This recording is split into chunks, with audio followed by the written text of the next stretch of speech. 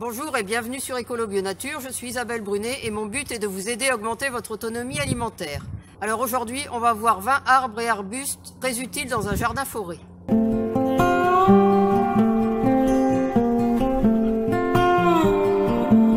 On va commencer ici avec l'argousier. Là vous avez un argousier femelle et là un argousier mâle. Alors je vous mets le lien, j'ai fait une vidéo spécifique sur les argousiers. C'est un très bon fixateur d'azote. Et ces baies, ces petits fruits que l'on voit ici, il en reste un que les oiseaux n'ont pas mangé, sont très riches en vitamine C. Il faut faire attention parce qu'ils sont très drageonnants. Alors celui-ci, c'est la variété Leikora, Leikora. C'est un des moins traçants et ça résiste bien au froid et au vent. Alors la variété mâle, c'est une variété Paul Mix. P-O-2-L-M-I-X. À côté du grand pied de d'Helianthus que l'on a ici, on a un néflier allemand. Alors lui, il est encore petit parce qu'il est gêné par les sapins qui doivent disparaître. Donc il n'a pas encore fait de fruits, mais les nèfles se récoltent après le premier coup de gel, ou alors on peut les mettre aussi au congélateur si on les récolte avant. Et ça a une résistance à moins 35 degrés. Alors ici on a un poirier. Les fruitiers classiques sont très importants aussi dans un jardin forêt, puisqu'ils ont des productions intéressantes. Alors ici je ne sais plus si c'est la variété poire à Clément ou comtesse de Paris. Alors on continue ici, on a de la roche marine. Alors la roche marine ça pousse tout seul et on peut consommer les feuilles en légumes, cuits ou séchés. Ensuite, on a ici un arbre faisan. Même chose, j'ai déjà fait une vidéo complète sur l'arbre faisan. Et là, ce qu'on va récolter, ce sont les petites baies que l'on voit ici. Ce sont des petites baies au goût de caramel brûlé. On va continuer ici avec un achi. Celui-ci, c'est de la variété Shinseki. Alors, Shinseki, S-H-I-N-S-E-I-K-I. C'est une variété auto-fertile et il supporte tous les sols frais et il est résistant au gel. Alors il reste un fruit, les autres ont été mangés ou sont tombés. Cette année il n'y en a pas eu énormément, mais sinon c'est un très bon fruitier. Et les fruits sont excellents, ils ont la forme d'une pomme et au goût ils sont assez juteux et un peu granuleux comme une poire. On appelle ça aussi un poirier asiatique. Alors dans les fixateurs d'azote, on va continuer avec le cornouiller mâle, Cornus mas. Alors ça a une rusticité à moins 25 degrés. Alors je regarde s'il y en a encore, oui. Voilà, il reste un petit fruit que l'on peut manger quand ils sont très très mûrs. Alors là, c'est pas une variété avec de très gros fruits, mais on fait maintenant des nouvelles variétés avec des fruits assez gros. Et le cornouiller est aussi un arbre au bois dur avec lequel dans le temps on faisait les manches d'outils.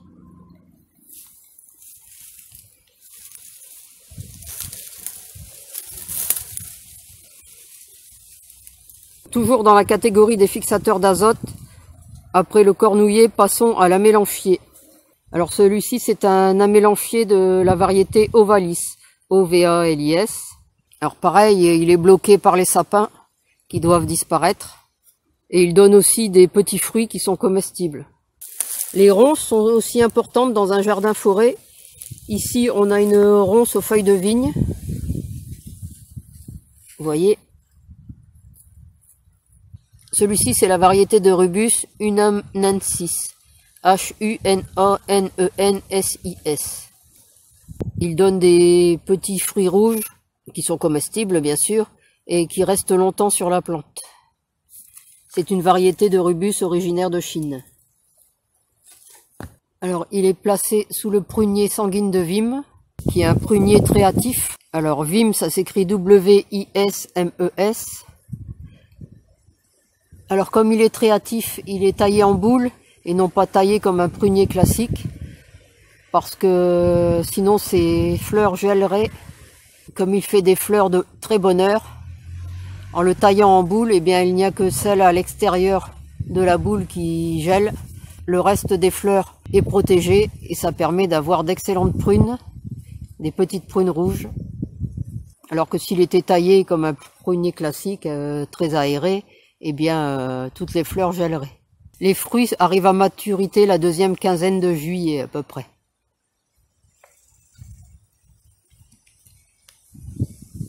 Alors on va passer rapidement sur ces fruitiers qui sont ici, parce que sinon on va vite arriver à la vingtaine. Je vais juste ici vous montrer la casseille Joao. Alors c'est un petit arbuste fruitier qui est donc un croisement de groseille et de cassis et qui fait des très bons fruits. Alors donc je ne m'attarde pas ici sur le mirabellier, le pommier colapuis,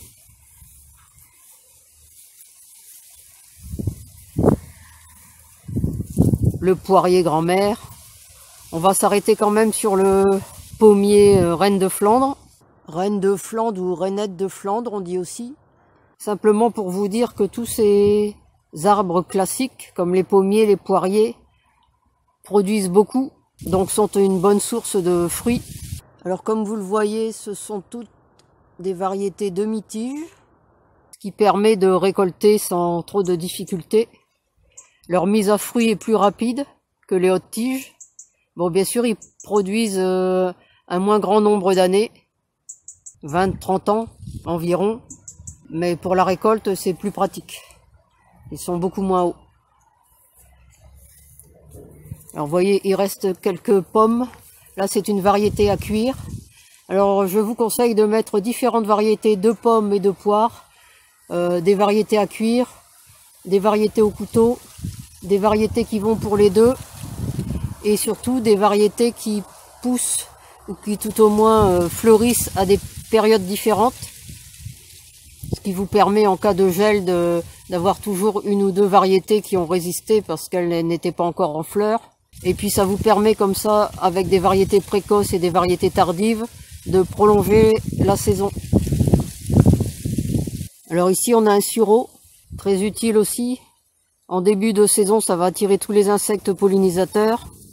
Ça permet de faire avec les fleurs de nombreuses boissons aromatisées comme le kéfir ou le champagne de sureau.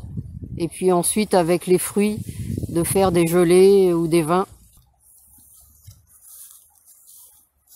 À côté on a un pêcher.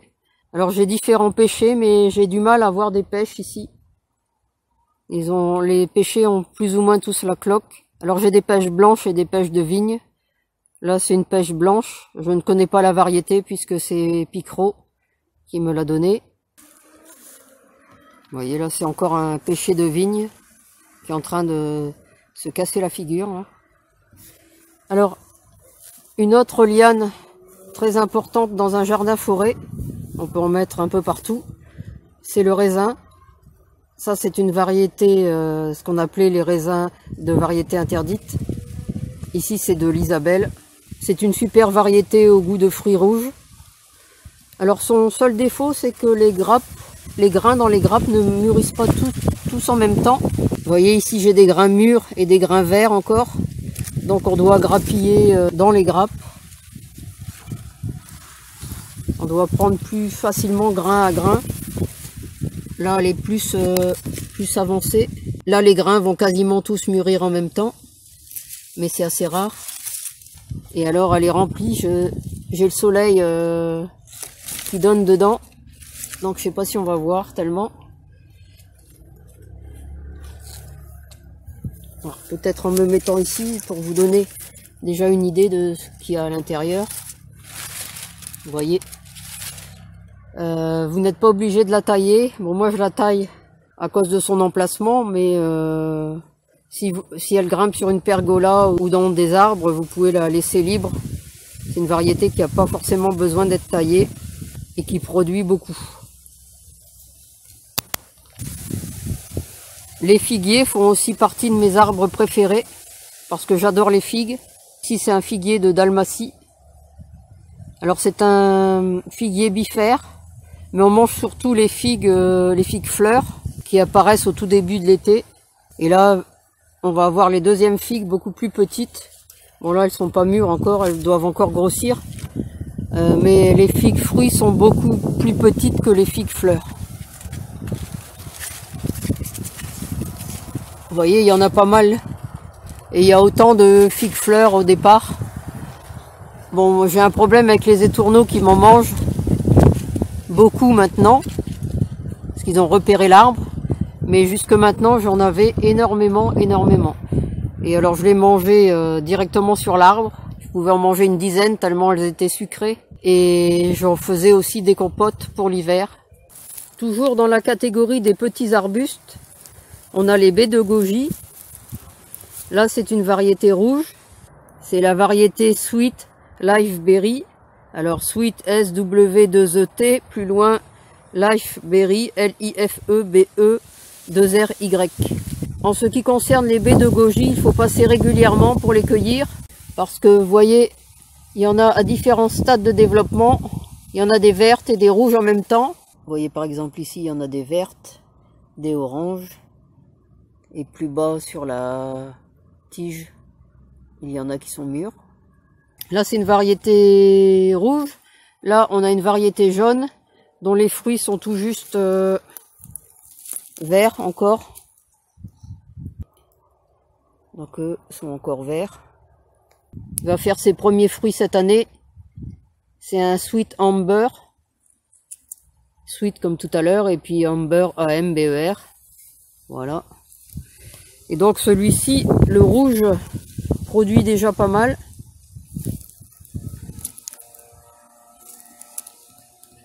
Vous voyez, ici, ou là tout autour. Et il y a des fruits rouges et des fruits oranges. Donc il faut prendre les fruits rouges bien mûrs.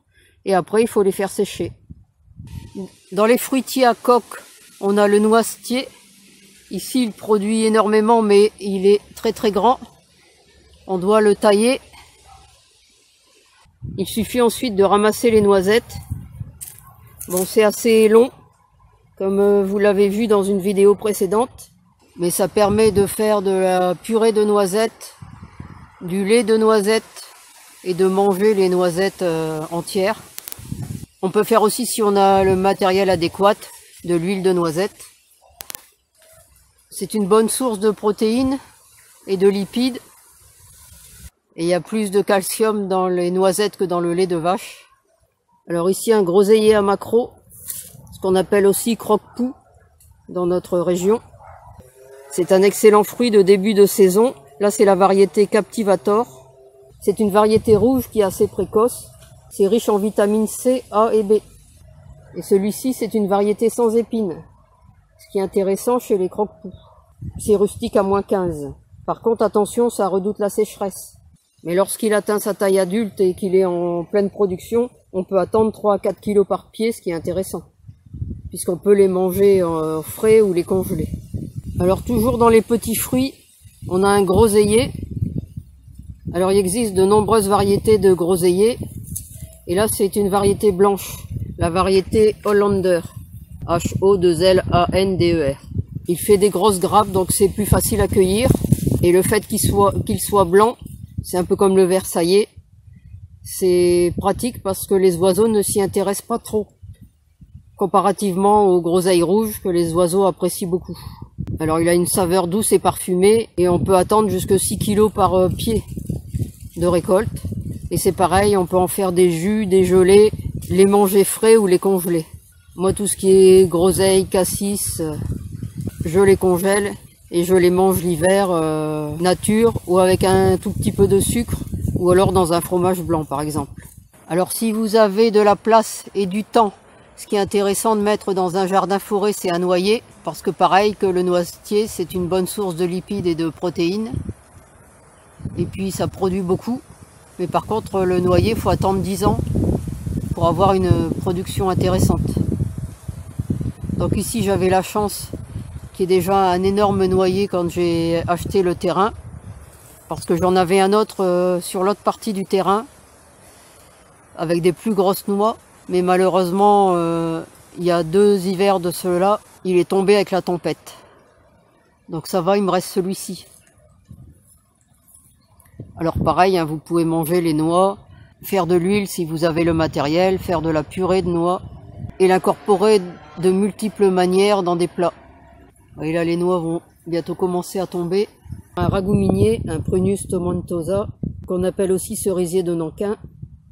Alors c'est un petit arbre qui est rustique à -20 et qui fait des petits fruits comestibles en juin, juillet et août, de la taille d'une petite cerise. Très bon à manger cru ou en confiture. Alors on terminera ce rapide tour de 20 arbres fruitiers par le raisin japonais. C'est encore un rubus Phoenicolasus, Phoenicolassius.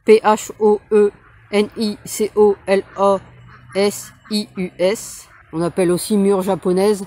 Alors ça c'est un régal, j'adore. C'est très productif, c'est rustique jusque -20. Et il faut juste tailler les rameaux qui ont fructifié. C'est un autre rubus. J'en ai à peu près plus d'une dizaine de variétés. Voilà, on a terminé ces différents exemples. Alors il y a encore des quantités d'autres arbres, comme les morus. Mais pour que la vidéo ne dure pas trop longtemps, il fallait un peu se limiter à une vingtaine de variétés. La visite complète du jardin, lorsque je fais visiter, ça prend plus de 2 heures. Donc là, je pouvais pas tout citer. J'espère néanmoins que cette vidéo vous aura intéressé et vous aura donné des idées pour choisir et commander des arbres pour votre jardin-forêt. Arbres, arbustes et lianes, puisque c'est la bonne période qui va commencer là. À l'automne, c'est le meilleur moment pour les planter, pour de nombreuses espèces et variétés. Comme vous voyez, dans un jardin-forêt, on peut mettre énormément d'arbres, d'arbustes et de lianes. Et je ne vous ai pas parlé de toutes les différentes plantes que l'on peut mettre au pied de ces arbres, arbustes ou lianes, que ce soit des légumes ou des plantes sauvages que l'on peut utiliser en tant que légumes. Que vous ayez un grand ou un petit jardin, on peut le transformer facilement en jardin-forêt, car il existe vraiment énormément de variétés d'espèces qui peuvent s'adapter à votre climat, quel qu'il soit. Le jardin-forêt permet aussi de bien densifier.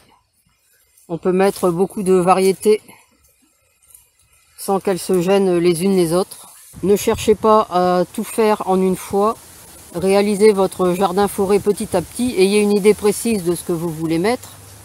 Faites un plan détaillé, mais commencez petit et commandez les variétés qui vous intéressent au fur et à mesure, non seulement de vos besoins, mais également de vos finances. On ne peut pas réaliser ce type de jardin en quelques mois. J'ai commencé ce jardin il y a 18 ans maintenant, et il ne sera jamais fini, parce qu'il évolue régulièrement. Certains arbres meurent, mes goûts évoluent. Vous voyez, comme ici par exemple, où j'avais un magnifique noyer et où j'ai juste quelques branches qui repartent du tronc principal. Cela a permis à d'autres plantes de bien grandir,